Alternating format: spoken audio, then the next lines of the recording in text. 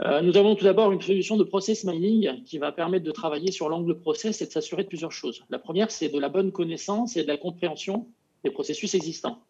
Notamment, c'est ce qu'on appelle un peu les variantes de processus constatés qui permettent de comprendre comment dans la réalité sont exécutés ces process et les éventuels impacts business que cela peut avoir. Je prends un exemple. Si vous vous rendez compte que 20% de vos processus en fait, sont exécutés par un chemin non nominal, par exemple, qui fait intervenir des process de compensation plus ou moins nombreux et complexes, eh bien, peut-être que dans la modélisation que vous allez faire dans votre système cible, vous allez intégrer ce chemin comme faisant partie en fait, du mode nominal pour notamment optimiser aux ressources et diminuer les délais.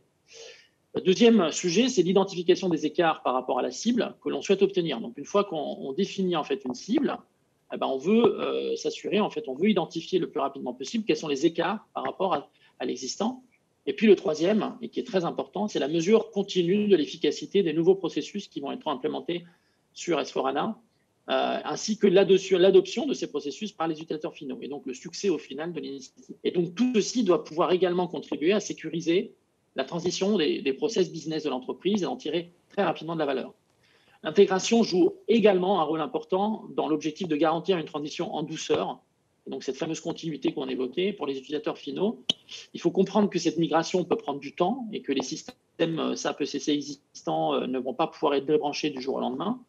Et donc, il faut pouvoir garantir une continuité du business avec un back-end qui va être en cours de transformation, d'évolution.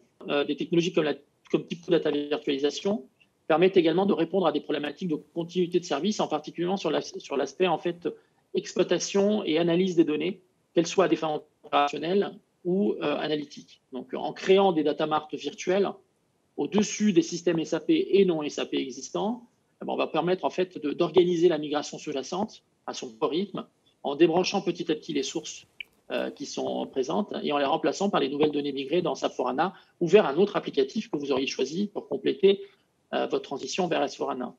Les données n'étant pas systématiquement physiquement déplacées, mais elles sont juste virtuellement consolidées, et cela permet également de réaliser des économies substantielles, notamment sur tout ce qui est stockage, mais également licence et process type ETL, tout en garantissant une agilité beaucoup plus importante.